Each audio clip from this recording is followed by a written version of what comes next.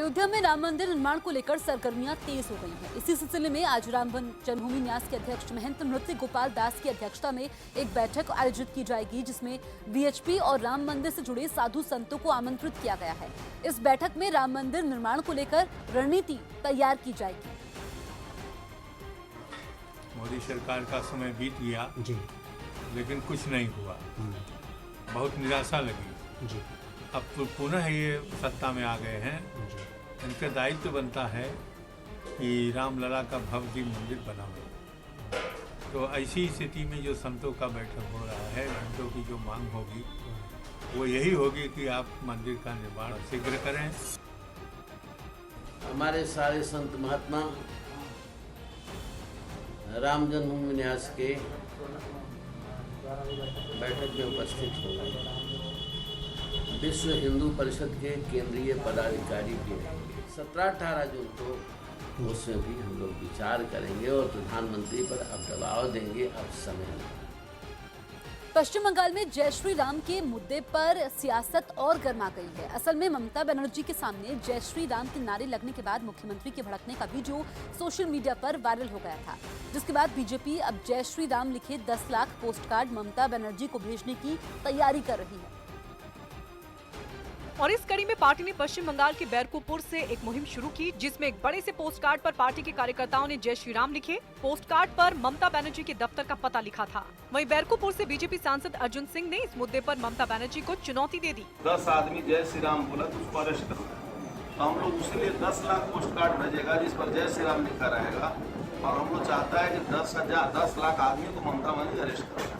उत्तर प्रदेश में कैबिनेट मंत्री सिद्धार्थनाथ सिंह ने तो ममता बनर्जी की तुलना आतंकी ओसामा बिन लादेन से कर दी। ये संस्कृति ओसामा बिन लादेन जैसी है और इसलिए जो ओसामा बिन लादेन की तरफ ज्यादा ध्यान देती हो तो उसे जय श्री राम अच्छा नहीं लगेगा। बिहार के उप मुख्यमंत्री सुशील कुमार मोदी ने अपने ट्वीट के जरिए ममता बनर्जी पर साजिश रचने का आरोप लगाया।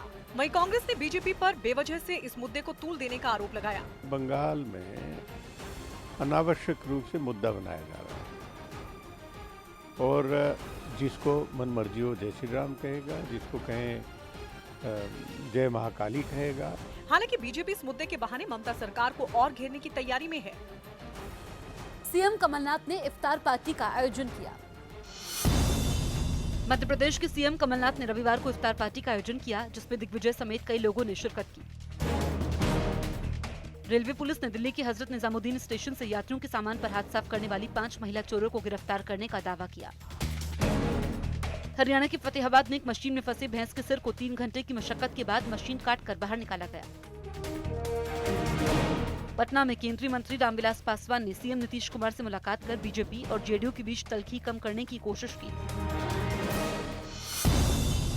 उत्तराखंड के अल्मोड़ा और चमोली में बादल फटने से एक आदमी की मौत हो गई, जबकि एक आदमी मलबे की चपेट में आकर लापता हो गया। तमिलनाडु के मदुरई में भीषण गर्मी की वजह से एक नदी सूख गई। हरियाणा के यमुनानगर में तेज बारिश के साथ ओले पड़ने से लोगों को गर्मी से राहत मिली। दिल्ली के निजामुद्दीन इलाके में पुलिस ने मुठभेड़ के बाद 3 शातिर बदमाशों को गिरफ्तार कर लिया। मध्य प्रदेश के इंदौर और हरदा में हुई तेज बारिश से किसान मंडी में रखा सैकड़ों क्विंटल गेहूं और चना बर्बाद हो गया। राजस्थान के उदयपुर में एक बस के 60 फीट गहरे नाले में गिरने से उसमें सवार 40 लोग घायल हो गए। बिहार के सिवान सदर अस्पताल में रात को पोस्टमार्टम न करने की बात को लेकर कुछ पुलिस वालों ने एक डॉक्टर की बुरी तरह पिटाई कर दी। यूपी के मिर्जापुर में एक महिला ने आरोप लगाया कि रिश्वत न देने पर सरकारी अस्पताल की एक दाई ने उसके नवजात पोते को पटक कर उसका सिर फोड़ दिया।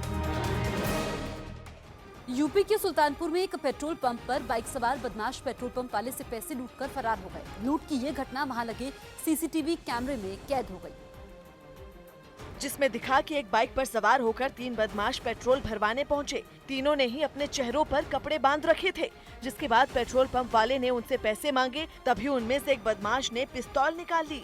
वहीं दूसरे बदमाश ने पेट्रोल पंप वाले की जेब से पैसे निकाल लिए और साथ ही रुपयों से भरा बैग छीनने लगा। इसके बाद बाइक पर उनका तीसरा साथी भी नीचे उतरा और उसने भी अपनी जेब से एक पिस्तौल निकाल ली। ये देखकर वहां पेट्रोल भरवाने वाले पहुंचे दूसरे लोग भी डर गए और अपनी बाइक को पीछे करने लगे। इसके बाद पेट्रोल पंप वालों ने शोर मचाया, जिसे सुनकर पेट्रोल पंप में काम करने वाला एक दूसरा आदमी वहां पहुंचा और उसने भी बदमाशों का विरोध करना शुरू कर दिया, जिसके बाद तीनों बदमाश अपनी बाइक पर बैठे और वहां से फरार हो गए।